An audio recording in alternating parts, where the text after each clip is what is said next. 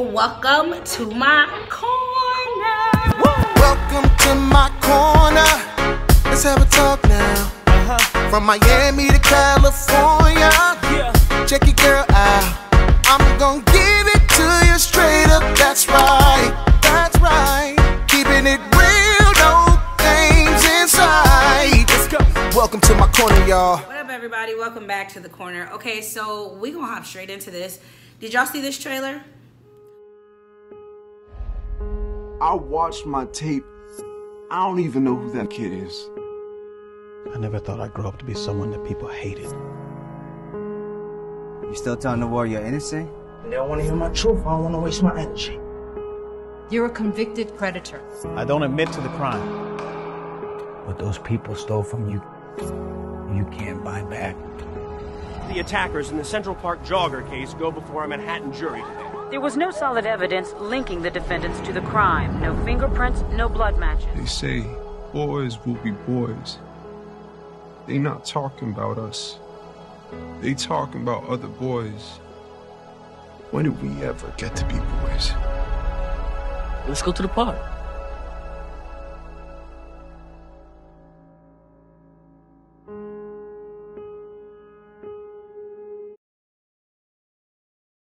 Okay, so I have been waiting for this to drop.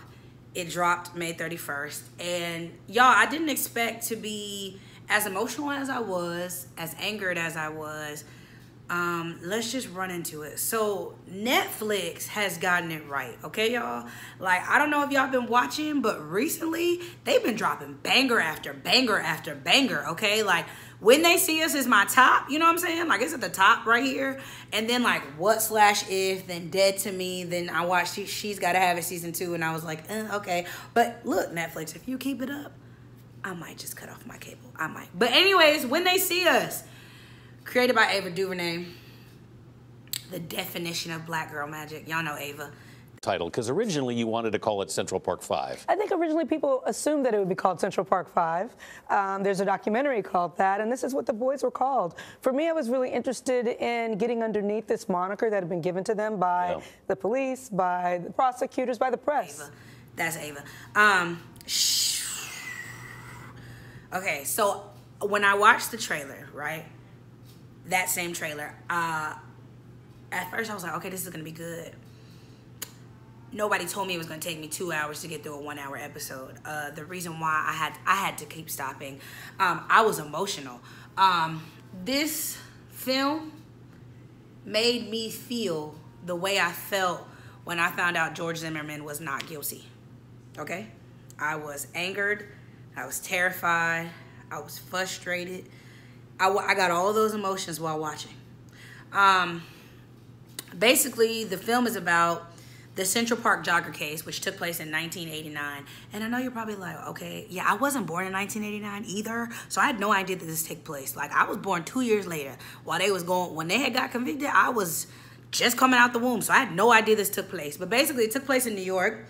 It was about an assault and a rape. A white woman was basically assaulted and raped in a park.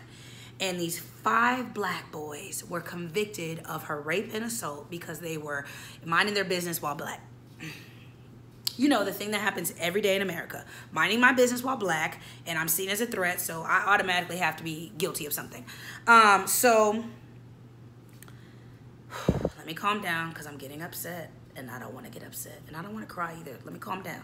Okay, so basically, these 5 boys of color, one of them wasn't even in the vicinity, okay? But because he was being a good friend and went for moral support, he got locked up, and they pinned it all on him. So the 4 boys were out in the park. They were being boys. You know, boys will be boys. They'll mess up stuff. They'll be childish.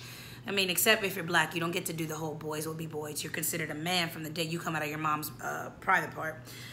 So anyways, they were in the park, being black, wrong place, wrong time. New York is convinced that they raped them, so they're going to find any way to pin this assault and rape on these kids. So they held them in this room in the police department for 24 hours. They beat on some of them, and basically they said, if you confess to this, okay, we'll let you go home. If you confess, we'll let you go home. So what do the kids do? They confess like clowns, and they're not sent home. Instead, they're sent to jail, and then begins the trial. So the first thing that it's a lot to unpack, y'all. I can't. It's a lot to unpack because this happened in 1989, and y'all, it's 2019, and we're still going through this. Okay, like that's the frustrating part. Like, we should not have to fight the battles that our great-great-grandparents fought.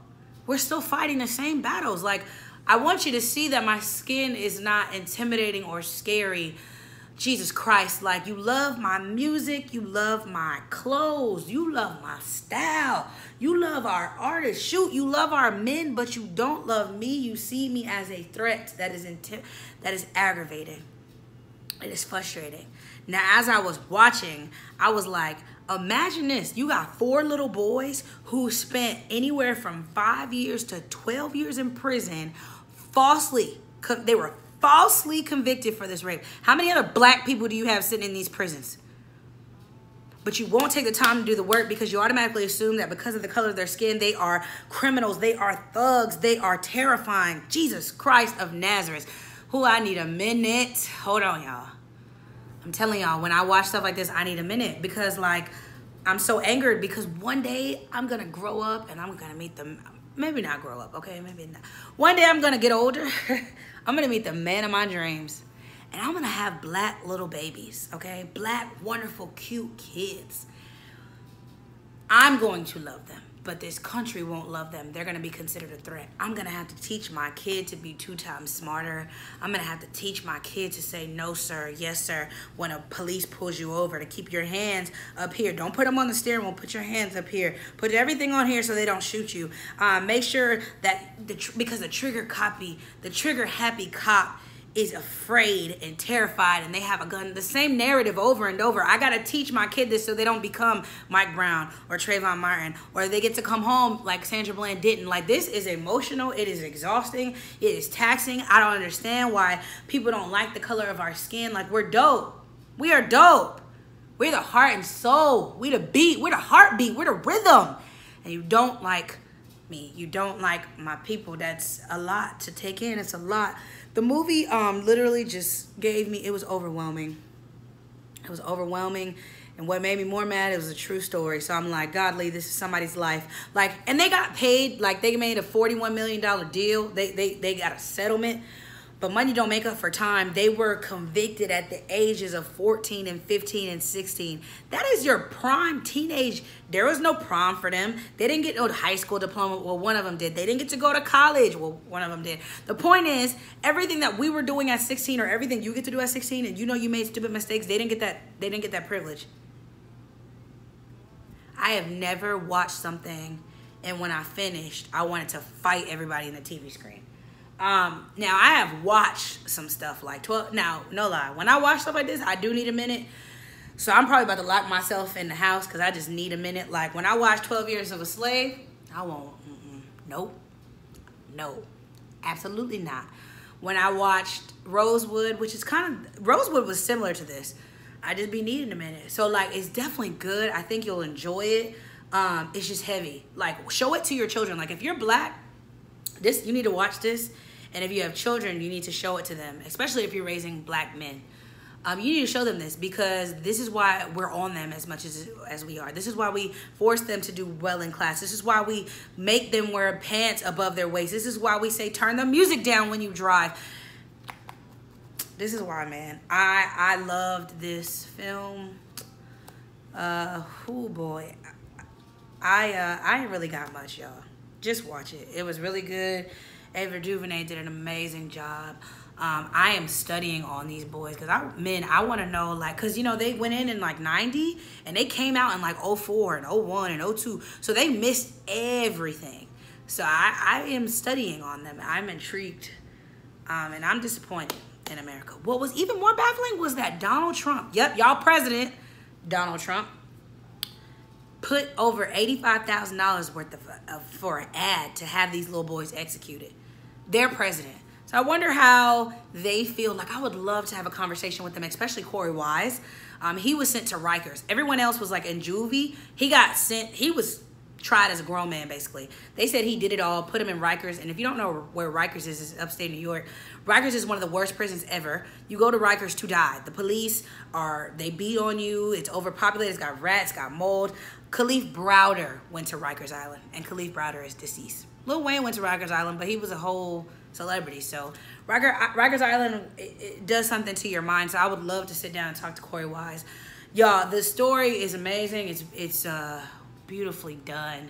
It's a lot. Now, the guy who played Corey Wise, Jahil Jerome, let me tell y'all something. Move over, Michael B. Jordan. He got next. That boy is a bad somebody. So, yeah, that was my movie review, because y'all were like, how was it? It was good, but I need a minute. So I'm about to lock myself in here. Get myself together. I hope y'all watch. After y'all watch, come join the conversation. Were you feeling the way I was feeling? Maybe I was being dramatic, but maybe if you're not black, you might not understand it. Anyways, we'll be back in the corner next week, baby. Love y'all. See y'all later. Bye.